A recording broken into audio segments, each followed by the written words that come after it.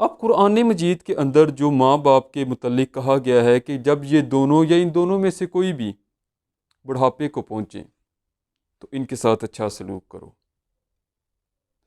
انہیں جھڑکو نہیں، ان کے ساتھ اونچے لہجے سخت لہجے میں بات مت کرو۔ اب ایک گاؤں ہے پنجاب کا، اس کے اندر ایک بڑا واقعہ پیش ہے جو میں آپ کے ساتھ شیئر کرتا چاہتا ہوں کہ ماں باپ کتنا خوبصورت رشتہ ہے۔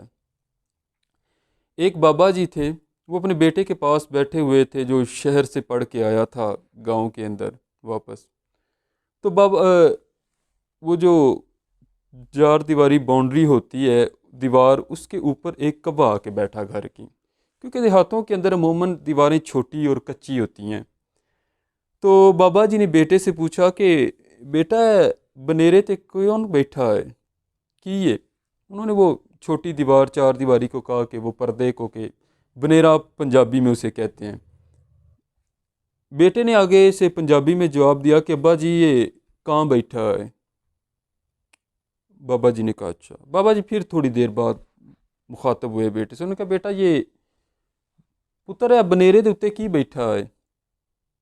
اس نے کہا ابا جی یہ کہاں بیٹھا ہے؟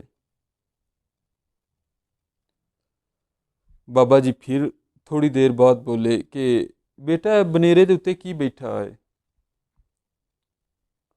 اس نے پھر جواب دیا بڑے سخت طریقے، انہوں نے کہا ابا جی اگے بھی تانوں دسیا ہے کہاں بیٹھا ہے۔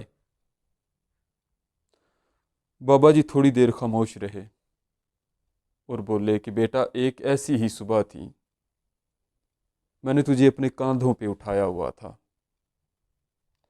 تم نے دیوار کے اوپر کبا بیٹھا ہوا تھا، تم نے 100 دفعہ مجھ سے پوچھا تھا کہ ابو جی یہ کی بیٹھا ہے؟ تو پتر میں تینوں کیا سی یہ کہاں بیٹھا ہے؟ میں ایک واری بھی تیرے نال انج سخت لہجے چ گل نہیں سی کیتی۔ وہ بابا جی کہتے ہیں کہ بیٹا میں نے ایک دفعہ بھی غصے سے سختی سے تمہارے ساتھ کلام نہیں کیا تھا کہ تمہیں پہلے بھی بتایا ہے، میں تو خوش ہوتا تھا کہ میرا بیٹا زیادہ باتیں کرنے لگ گیا ہے۔